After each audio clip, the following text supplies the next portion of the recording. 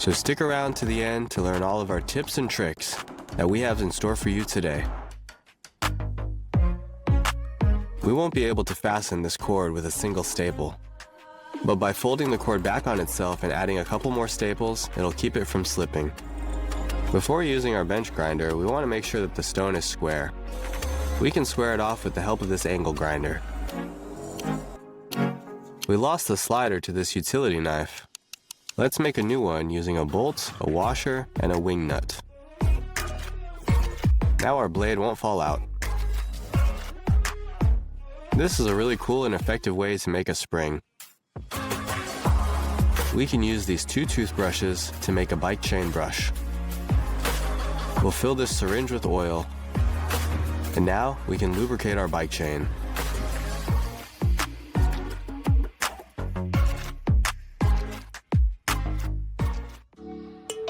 By marking out the corners like so, we can attach these 2 pieces together with a miter joint, even though they are 2 different sizes. We can make a small wire brush by using this bit of steel wire. Just add a bit of shrink wrap tubing and spread out the strands. Use this to get into hard to reach places. Here's a quick way to make holes in plastic and in foam. We'll attach a bolt to this round fitting and then insert it into our soldering iron. Now we'll heat it up and press it into the tubing. Our scissors are a bit dull. We can use this mug to sharpen the blades. Instead of cutting these wires normally, we can make a little modification to our pliers. Secure the pliers in a vise and grind out the notch on the sides of the jaws like so. Now we can cut these wires without dulling the blade. This is a homemade drill guide. It's highly recommended to keep our drill perpendicular. Let's heat up the snap blade and use some pliers to bend it in half. Make some incisions at the end of this post and set the blade inside. Secure it with a washer and a screw. Now we can pass wires through the blade to remove the plastic. If you pass a cord through the center of this bolt like so, gravity will make sure that the rope gives you a vertical level.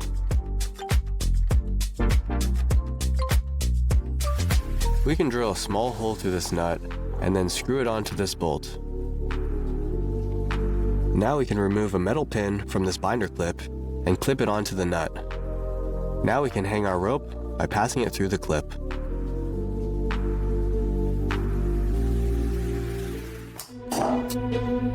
Our next project will be a torch. We'll need some PVC, a spigot, and some gauze. Fill the PVC with kerosene and insert the gauze. Now when we light it, we can twist the spigot handle to adjust the flame.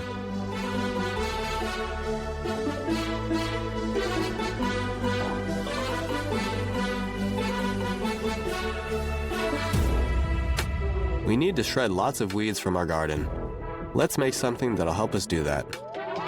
We'll cut the saw blade into a rectangular shape and then attach it to our angle grinder.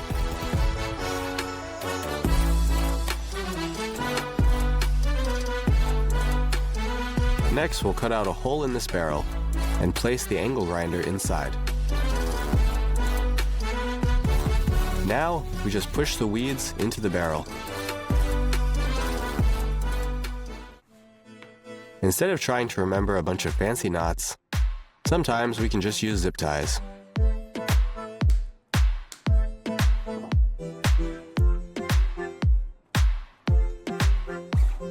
We can use our tripod in a new way.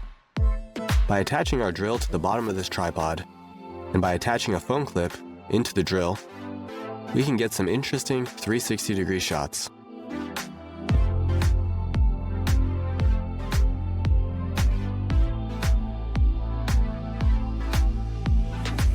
Trash bags can be tedious to secure, but by adding 2 clips to both sides of the trash can, the bag will stay put. Securely fasten the hinges on any doors. Ordinary matches. Watch carefully and remember. As you can see, it works. But what to do if the screw head is too small? You will no longer use this as a key. The wire in the wall will help hold this. By the way, cable ties can also be a great fastener. Tighten them with a nail, as you can see. You can easily replace the wire where necessary. How about some hot tea? Sounds like a good time to make a little pause. Too bad I don't have a kettle handy to warm the water. However, there is a way to make it yourself. All you need is a couple of razor blades, wooden sticks, and wires.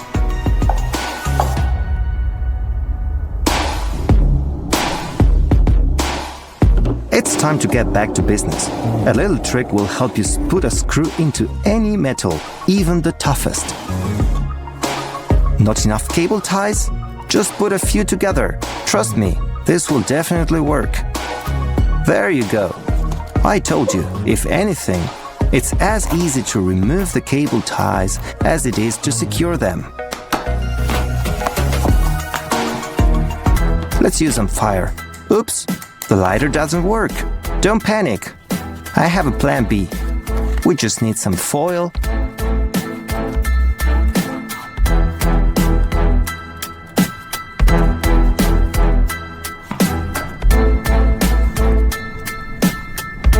Tape it up and bring it to a piece of absorbent cotton.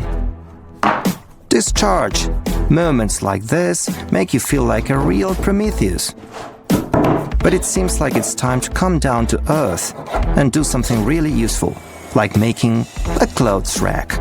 Because that's where not only the theater begins, but any decent home. In general, I think in everyday life would definitely come in handy. We take the wood, preferably hardwood. We remove the splinters from the surface. Great! Now you can cut it into small bars.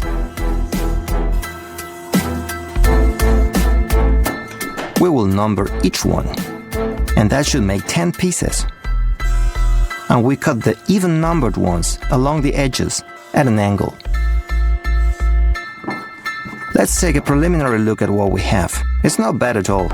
Now let's make holes in strictly marked place. For this is important to make a marking.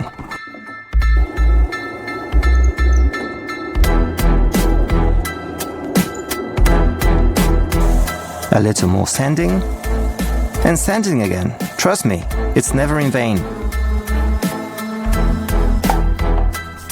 We take varnish and coat each piece on all sides. We leave it to dry. And in the meantime, we take a metal pin, sand it, yes, again, and start assembling our design. That's it, piece by piece, trim on the base. At the back, we fix the two slats. Be careful, the screws do not have to be screwed into all the bars, every other bar.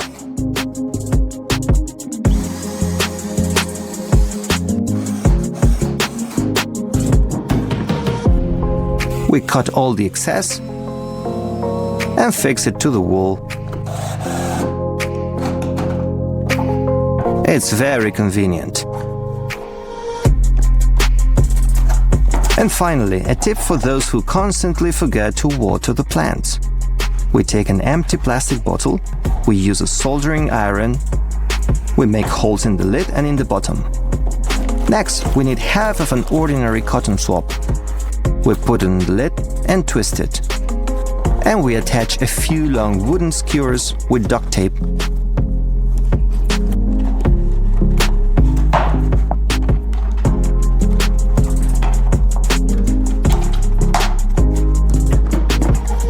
It's good to make sure that it's firmly attached. Done! Just pour the water and set it directly into the flower pot.